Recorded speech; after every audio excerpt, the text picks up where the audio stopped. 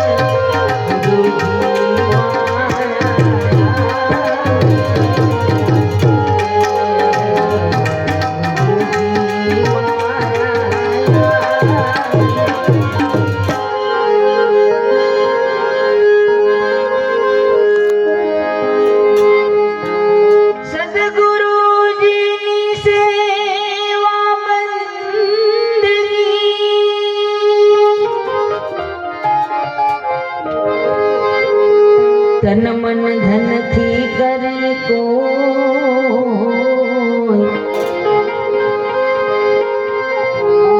गुरुजी सेवा बंदगी तन मन धन थी करे कोई दासी जबू कर जोड़ी विनवे भाई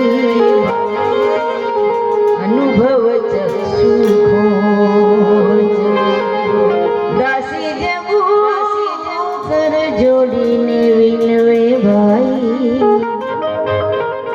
अनुभव चक्षु खोज जी मारा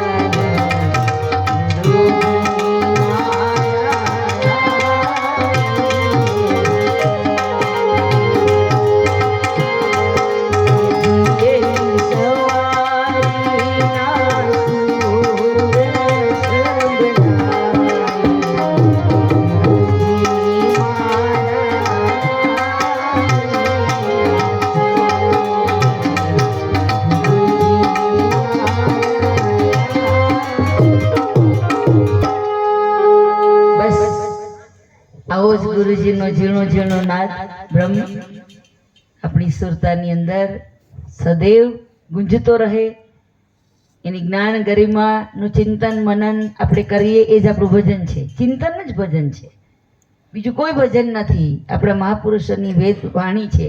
વેદવાણી એટલે જ્ઞાનવાણી, સંતોના શબ્દો છે ને એને જ વેદો કીધા છે, બીજો કોઈ વેદ નથી. વેદ આનો ભેદ ન જાણે. नहीं मिलती है कोई बात वेदन में, वेद कहे सब भेद ही है. એ મને કરો ભેદ પડ્યો છે, પણ આ ભેદના પડીકા સંતો ખોલે.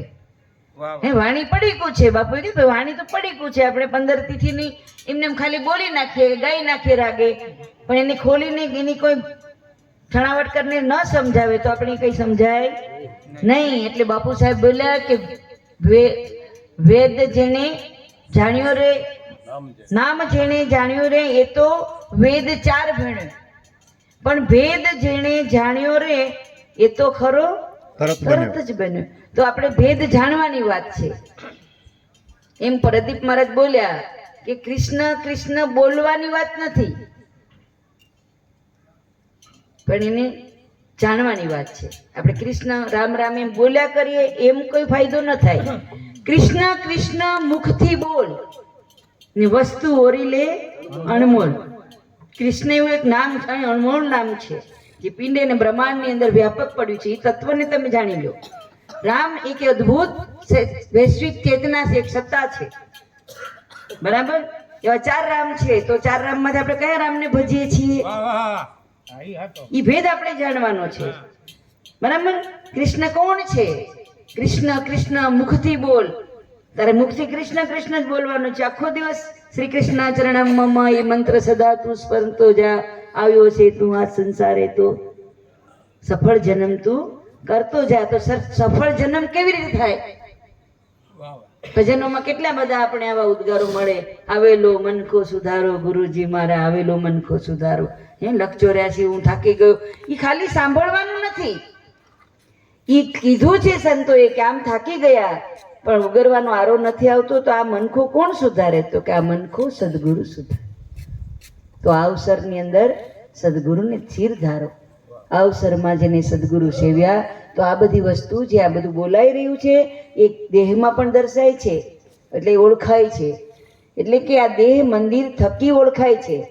એટલા સગુણ થકી નિર્ગુણ બ્રહ્મની પ્રાપ્તિ થાય છે. તો આવા મોંઘા મોલા અવસરે આપણે સદગુરુના બાળક બનીને રહીએ, એના દાસ બનીને રહીએ, આપણું જીવન ઉજાગર કરીએ અને આપણામાંથી કોઈને એવી સુગંધ આવી જાય. પૂજ્ય શામજી બાપુના જીવનમાંથી ઘણાને પ્રેરણા મળે છે ને. અમે પૂછ્યું બસ સ્ટેશને કે મારે શામજી બાપુના ઘરે જવું છે, કે સફેદ કપડાં પહેરે છે નહીં? મેં તો હા. મેં જોયા ક્યાં સુધી અને મેં કોઈ દી લીટીવાળા કપડામાં નથી જોયા. એટલે આ છોકરો બરાબર છે કે સફેદ કપડાં પહેરી બાપુને ઘર જાવ ને. મેં કીધું હા, જો એક આઈડી છે ને. કદી જીન્સ પહેરીને મેં તો જોયા નથી, પણ કદાચ આ ગામમાં નહીં ફર્યા હોય બાપુ એને સમજણ આવે પછી. એટલે આ એક વિવેક છે. કપડાની હારે આનો કોઈ મતલબ નથી, પણ આઈડી છે. એને મને કીધું સફેદ કપડાવાળા છે ને શામજી બાપુ, એને ઘરે જાવ ને. મેં કીધું સફેદ કપડાં તો આ ગામમાં બધા પહેરે છે. આહિરભાઈ તો મારા સફેદ વસ્ત્રોમાં જ હોય. મેં કીધું એ તો પોશાક જ છે વ્હાઈટ કપડામાં. કાનજી બાપા પણ સફેદ જ કપડાં પહેરે છે. તો કે ના, સફેદ કપડામાં શામજી બાપુ જ છે. મેં કીધું હા બરાબર છે, અમને ખબર છે. એટલે એ માર્મિક ભાષા છે મારી, તમને નહીં સમજાય, અમને સમજાય છે. સંતનો કોઈ યુનિફોર્મ ન હોય એ બધું સમજીએ છીએ અમે, પણ છતાંય એક વિવેક છે જીવનનો. તો આપણે પણ આવા શુભ્ર રહીએ. સફેદ વસ્ત્ર છે ને એ શુદ્ધતાનું પ્રતીક છે. અંતકરણ જેનું ચોખ્ખું થતું જાય ને એકદમ, એમ સંતો એવું કહે કે એમાં આમ સૌમ્યતા છે. કપડાની મારી કોઈ આઈડીની વાત હું નથી કરતી, પણ એવું આપણું અંતકરણ છે, એવું આપણું સ્વરૂપ છે. શુભ્ર, શ્વેત, જેમાં કોઈ પણ પ્રકારનો દાગ ન થાય, કોઈ પણ પ્રકારની ઓરાઓ બીજી ઊભી ન થાય, કોઈ પણ પ્રકારની એવી ખેંચતાણ ઊભી ન થાય, રાગદ્વેષ ન થાય. આવું આપણે એક હૃદયને એવું કોમળ બનાવવાનું છે, આપણું અંતકરણ શુદ્ધ કરવાનું છે. એ વાત અંતકરણની હાલે છે, બીજી કોઈ શુદ્ધિની વાત નથી. શરીર તો બાપુએ કીધું એમ આપણે પાણીથી શરીર ધોઈ નાખીએ તો ધોવાઈ જાય, કપડાં પણ ઉજળા થઈ જાય. કદાચ આપણી પાસે પૈસા હોય તો આવા સારા 2-5 જોડી કપડાં પણ પહેરીને આપણે નીકળીએ બહાર તો લોકોને સારા પણ દેખાઈએ, પણ એ નથી વાત. અહીંયા હૃદયને શુદ્ધ કરવાની વાત છે, અંતકરણને શુદ્ધ કરવાની વાત છે. અને એ કામ હરિગુરુ સંતોનું છે. એવું આ ગામની અંદર કામ થયું છે અને થશે. અને પૂજ્ય બાપુની વેદવાણી છે શામજી બાપુની કે જરૂર આ ગામની અંદર એને આવનારી પેઢી માટે ક્રાંતિ લઈ આવી છે. એટલે મને લાગે કે બાપુ તમે જે હશે અહીંયા મને ખબર નથી, પણ આવું એક જ્ઞાન યજ્ઞ વારંવાર કરતા રહેજો. અમે આવીએ કે ના આવીએ, પણ અમને આજ ખબર પડી, મને તો મારા કાનના કમાડ ખુલી ગયા કે ઓહો, આવી જો વાત બુલંદ અવાજે બાપુ કરશે. અને આ કોણ કરી શકે ખબર? જેને લાગ્યા છે બધાના બાણ, પછી એના પ્રેમે વિંધાઈ ગયા હોય પ્રાણ, એ કરી શકે, બીજા લોકો ન કરી શકે. બરાબર? તો આ ભક્તિની વાત છે, આ ભેદની વાત છે. એ ભેદું નહીં કહેવાય, અને આપ બધા ભેદું છે. અને જાણનાર જવતલ્યા છો તમે બધા. બધા તમે જોશીડા જ છો, તમને ખબર છે તમારી, એટલે તમે આ વાત સમજી શકો છો. માતાઓને પણ બહુ નમ્ર વંદન કરું છું કે આટલી સંખ્યામાં બહેનો જો બેઠા હોય તો આવનારી પેઢીનું કલ્યાણ થાય જ. હો, જગદંબા છો તમે બધા. તમારા વિચારોની ક્રાંતિ તમારા બાળકોની અંદર એના બીજ વવાશે, વૈચારિક બીજ વવાશે. આપણા વિચારો શુભ્ર હશે, આપણા વિચારો પરમ તત્વની નજીક હશે, આપણા વિચારો ઈશ્વર તરફના હશે, તો અંધશ્રદ્ધા ક્યારેય નહીં જન્મે. અંધશ્રદ્ધા આપણે જ કાઢવાની છે. એ પગલું આપણું પહેલું હોવું જોઈએ. કીધે કીધે કંઈ ન થાય, કહે કથે કશું કામ ના આવે, ગ્રહી સૂત્રે પારા સંતોભાઈ કરડા જ્ઞાન હમારા. આટલું બોલીને મારી વાણીને વિરામ આપીશ. બોલો સદગુરુ ભગવાન કી જય.